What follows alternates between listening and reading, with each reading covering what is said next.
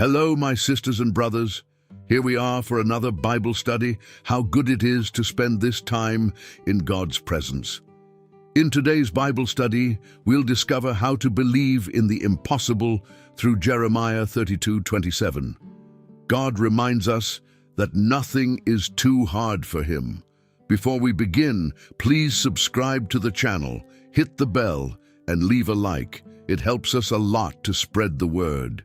Now, open your heart and let's get to the study.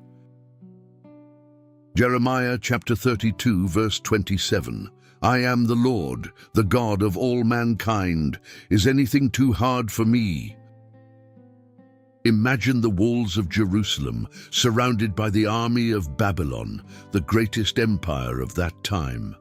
The scene was one of complete despair, hunger, and fear.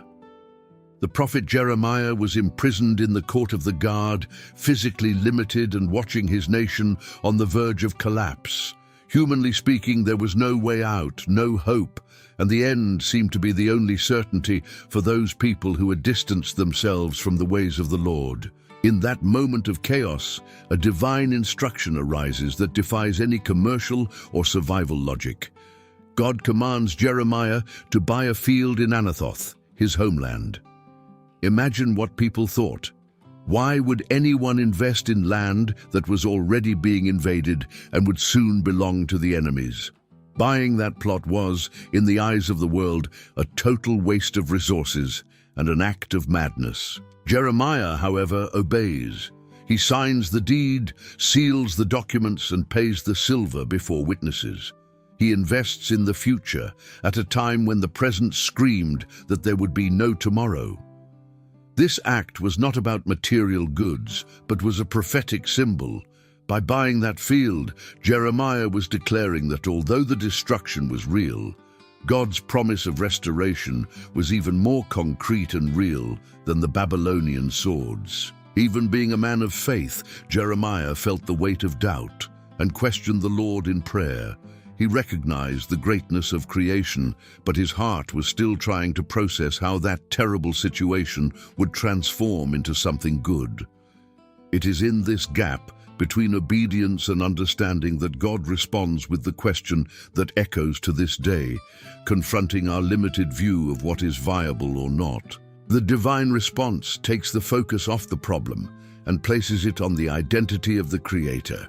When he says he is the God of all mankind, he is affirming that no creature, army, or earthly circumstance escapes his supreme authority. He is not just above kings, but he is the Lord of matter itself and the breath of life. Nothing we see or face has autonomy before the one who sustains the universe. Believing in the impossible, within this context, is not empty optimism, but a confidence grounded in the sovereignty of the one who governs history.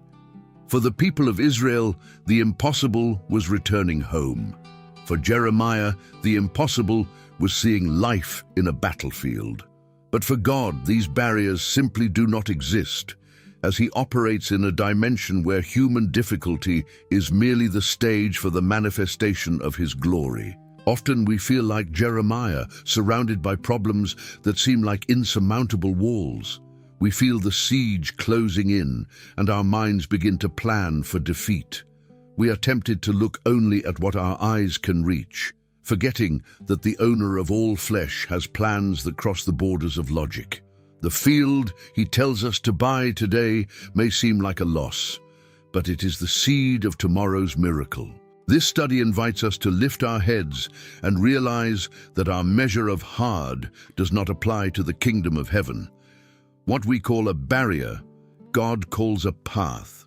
What we call an end, He calls a beginning.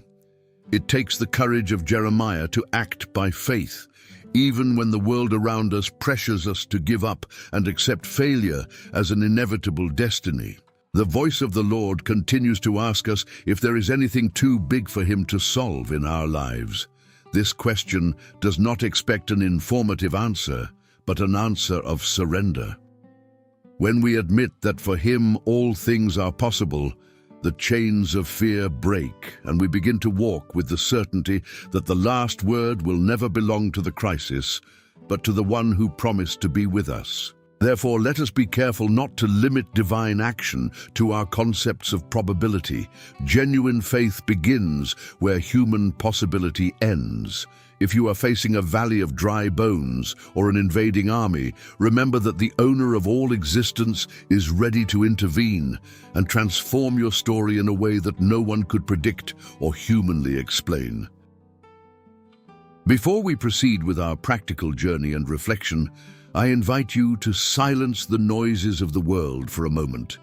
Let us take these truths to the heart of the one who sustains us and ask him to renew our vision.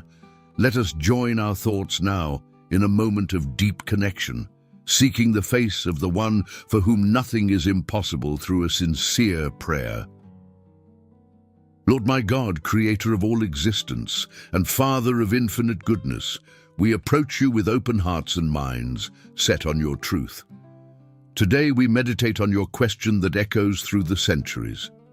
Is there anything too hard for you? We confess that many times our eyes get lost in the height of the walls that surround us, and our breath falls short before battles that seem lost. But now, in your presence, we choose to silence fear and listen to your voice that governs the stars and sustains our every breath. We ask that your Spirit renew in us the courage of Jeremiah, so that we may invest in tomorrow even when today seems destroyed. Help us to trust that the promises you made are more real than any crisis we may face. We place in your hands our impossibles, the causes that men say have no solution, and the dreams that time has tried to erase. We recognize that your authority over all flesh knows no bounds, and that your will is what defines our destiny. May our faith not be based on favorable circumstances, but on the certainty of who you are.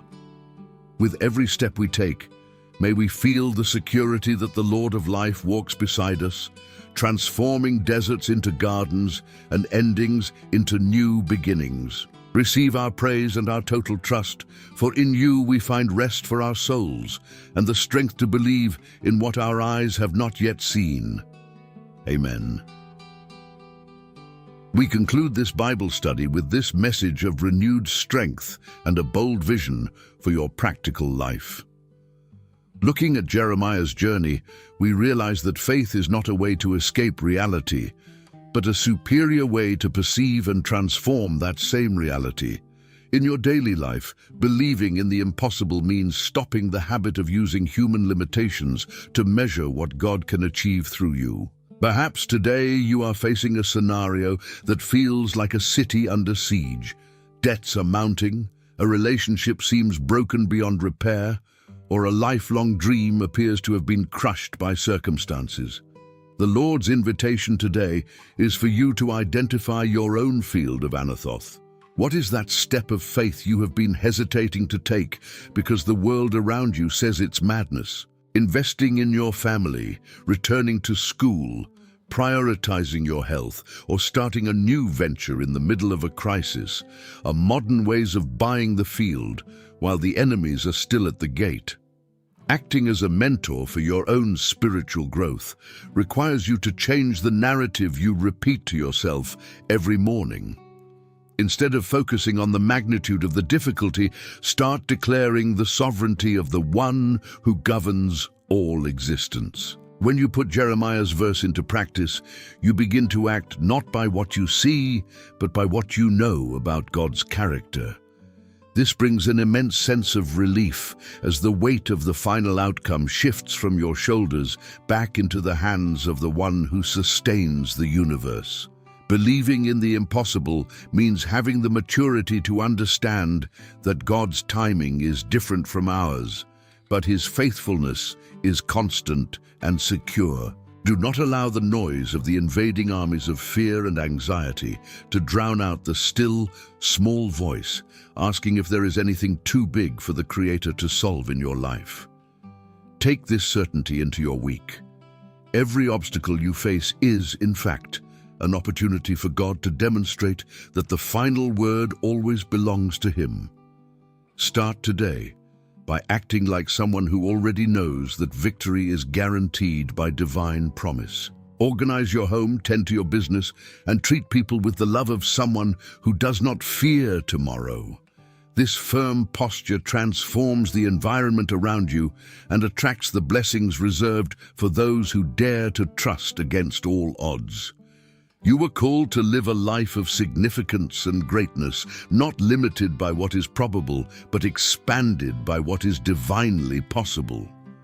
Keep your eyes fixed on the light of truth and walk with your head held high, for the Master of life is orchestrating every detail for your good and for the glory of the kingdom.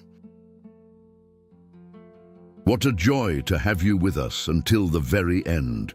Your presence strengthens our Bible study community. If this message touched your heart, I invite you to subscribe to the channel and leave a like.